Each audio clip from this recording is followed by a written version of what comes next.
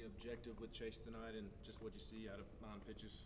Yeah, I mean, was to get 10 or less pitches and to get 2 outs, and not everything else went to plan. I know that sounds like we hit the nail on the head there, but was just to get him out there and in-game action, but have him fresh so we can regroup and plan what we want to do the rest of the weekend. I mean, Bernsey will start game 1, and then we'll go from there on exactly what Doe's role is and how he, again, you map out plan A for the rest of the weekend, and that's happened about 0 times since we've been here. But at least we kind of established what we wanted to do, and I think it was a good step for him. Do you think Dolander could start this weekend, or it's potential? I mean, it's an option. So I know he's a guy too.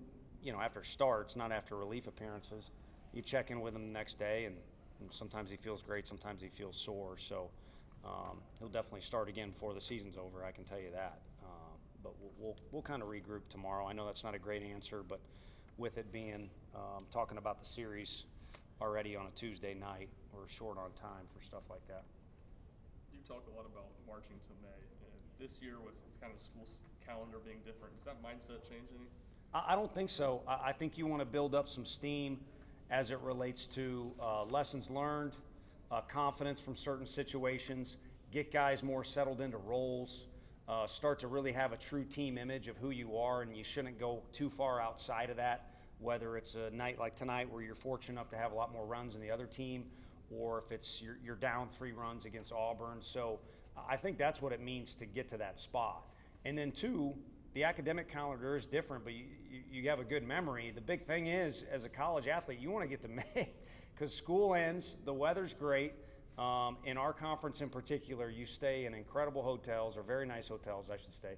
You get fed well, media coverage kicks up, Hoover's insane. So, we're all that's going to happen.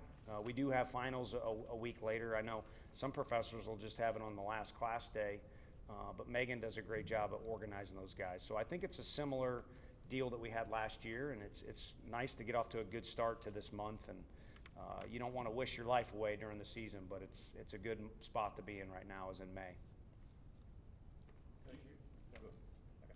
You all broke the program record for single-season home runs. Just to watch your team accomplish it in as little amount of games as they did compared to the 1998 team, I mean, how cool is that to see for you that they're just smacking them out of the ballpark like that? Yeah, no, it's good feedback for them. I mean, one of these days when they're around their grandkids or whoever, they'll see that records are made to be broken.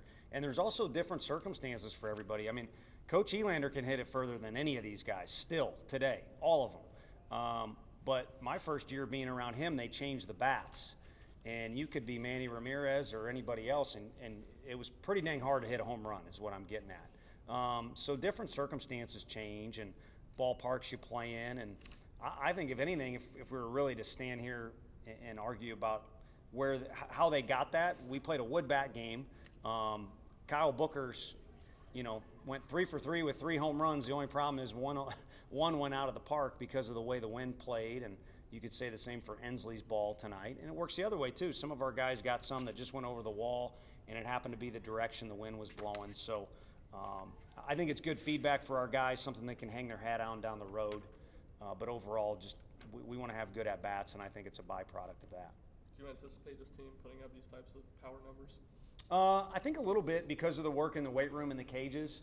And then I'd say the other, combo in that whole deal is having good athletes. I mean, we're blessed with guys, you ask them to do something and they can make the adjustment relatively quickly. And it's not like we got any magic sauce with hitting, but it applies to those type of guys too. I mean, they can get in the cage here on their own and start to figure out what's a better way, to square up the baseball.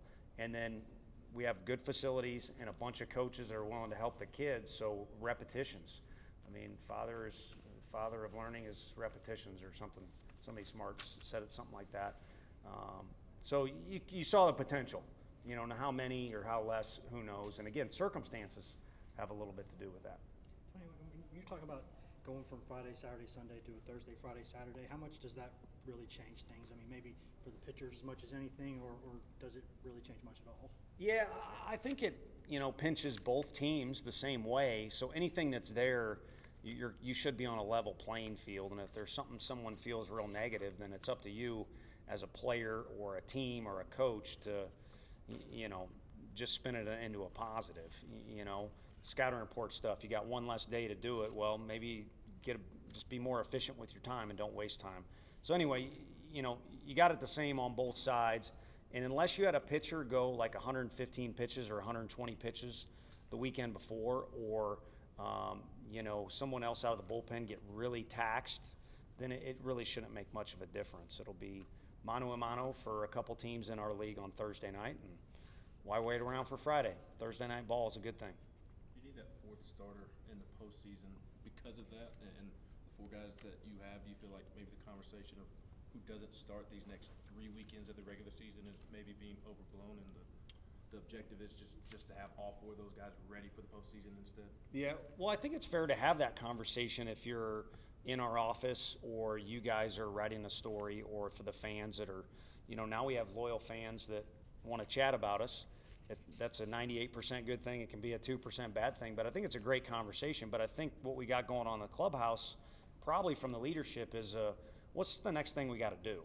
And if you look at this weekend in particular, we've got a guy in Blade who's still building up his pitch count, and you've also got a guy in Chase where he's just coming off something, and we used him on a Tuesday night. So neither one of those guys is expected to or is going to be really capable of going out there and giving you 8 innings as a start. So we'll roll with it this weekend, and then we'll see what's going on the next weekend too.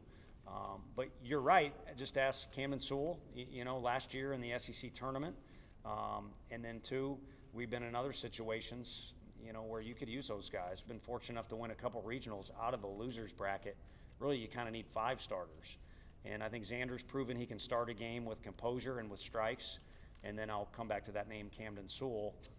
I got no problem with him starting a game of any magnitude if we have to.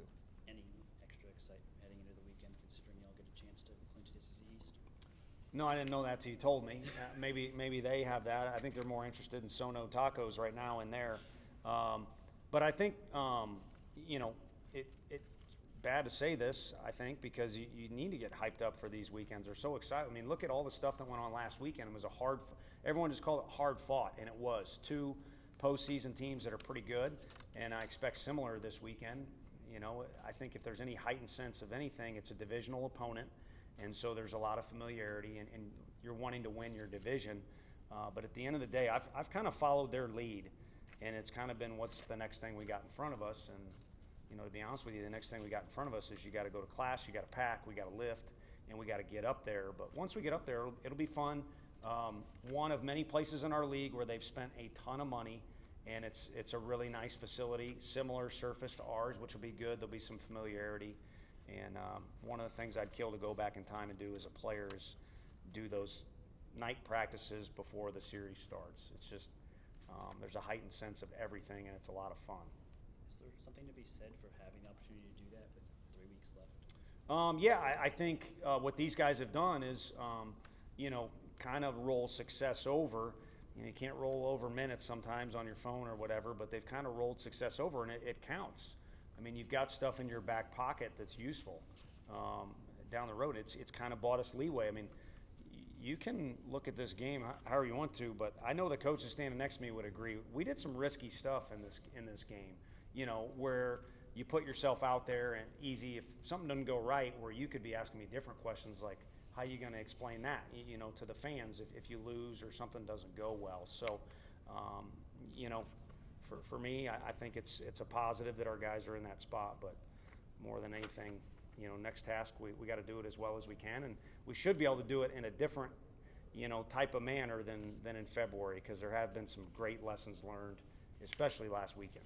Two more guys. What have you seen from Kentucky that might pose some challenges for y'all this weekend?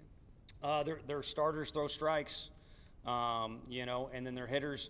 I haven't looked at all the scores, but, you know, just based off some things I know, and we know a lot of guys on the roster because it is close in proximity. There's some recruiting, you know, lapping over there.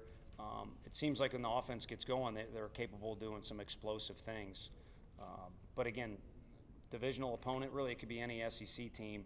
There's going to be a little extra juice to everything. So people are capable of doing things that maybe you wouldn't earmark. I mean, last weekend, homeboy hit a pretty big home run after we walked Sonny, and he doesn't have as many as Sonny. So anything can happen at any moment. And that's why if you are watching an SEC game, you shouldn't go to the restroom unless it's in between innings. Any concern about maybe not playing to the standard with everything that you all have pretty much locked up? I know you weren't aware of the SEC East fact and #1 seed in tournament and all that fun stuff, but any concern about maybe not playing to the standard? Yeah. I think tonight base running wasn't to the standard. I mean, there was a couple goofy mistakes, or like the Blake thing. If you got a guy like Seth Stevenson at third, let that guy wreak havoc in that situation. I don't need to revisit them all, but I think as a coaching staff, we're not paranoid or anything, but you're on your toes to make sure, hey, it's a divisional opponent. We got some good scouting info. Pay attention to it.